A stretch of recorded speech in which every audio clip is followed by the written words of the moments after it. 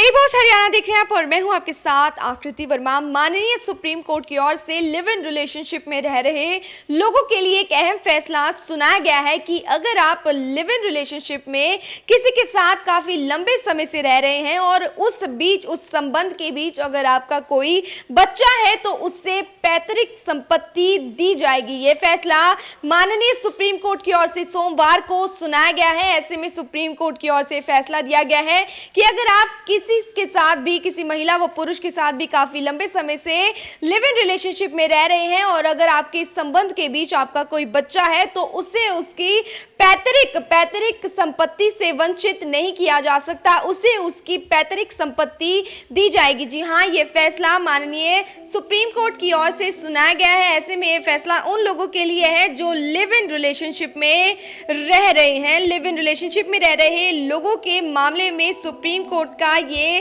फैसला आया है। साथ ही उनसे पैदा हुए बच्चों को लेकर भी सुप्रीम कोर्ट की ओर से बड़ी बात कही गई है। दरअसल इस तरह के रिश्तों से पैदा हुए बच्चों के अधिकारों को सुप्रीम कोर्ट ने एक फैसला सुनाया है। सुप्रीम कोर्ट ने कहा है कि अगर कोई पुरुष और महिला लंबे समय से साथ रहते हैं तो कानून के मुताबिक इसे विवाद जैसा ही माना जाएगा और उनके बच्चों को पैतृक संपत्तियों में हिस्सेदारी से वंचित नहीं किया जा सकता। उधर सुप्रीम कोर्ट ने केरल हाई कोर्ट के इस फैसले को खारिज कर दिया था, जिसमें कहा गया है कि शादी के सबूत के अभाव में एक पुरुष और महिला के नाजायज बेटे को पैतृक संपत्तियों में अधिकार नहीं दिया जाएगा। सुप्रीम कोर्ट ने केरल हाई कोर्ट के उस फैसले को रद्द कर दिया था जिसमें कहा गया था कि विवाह के सबूत के अभाव में एक साथ रहने वाले पुरुष और महिला का नाजायज बेटा पैतृक संपत्तियों में हिस्सा पाने का हकदार नहीं है। जस्टिस एस अब्दुल नाजिर और जस्टिस विक्रमनाथ के बेंच ने कहा है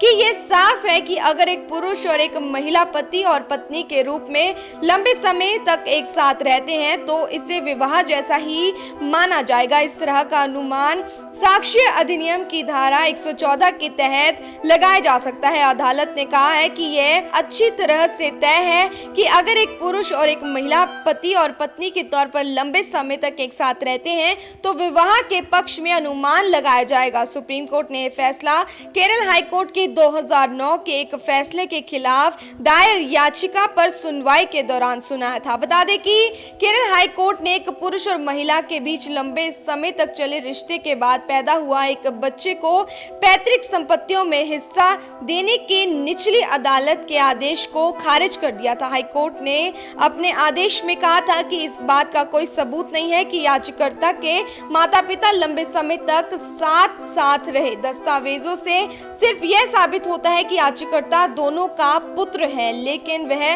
वैध पुत्र नहीं है, इसलिए हाई कोर्ट ने संपत्ति बंटवारे से इनकार कर दिया था। वहीं केरल हाई कोर्ट के इस फैसले को चुनौती देते हुए सुप्रीम कोर्ट की ओर से फैसला सुनाया गया है कि अब लंबे समय से लिव इन रिलेशनशिप में साथ रहने वाले महिला व पुरुष के संबंध के बीच अगर उनका कोई बच्चा है तो उसे उसकी पैतृक संपत्तियों से वंचित नहीं किया जा सकता।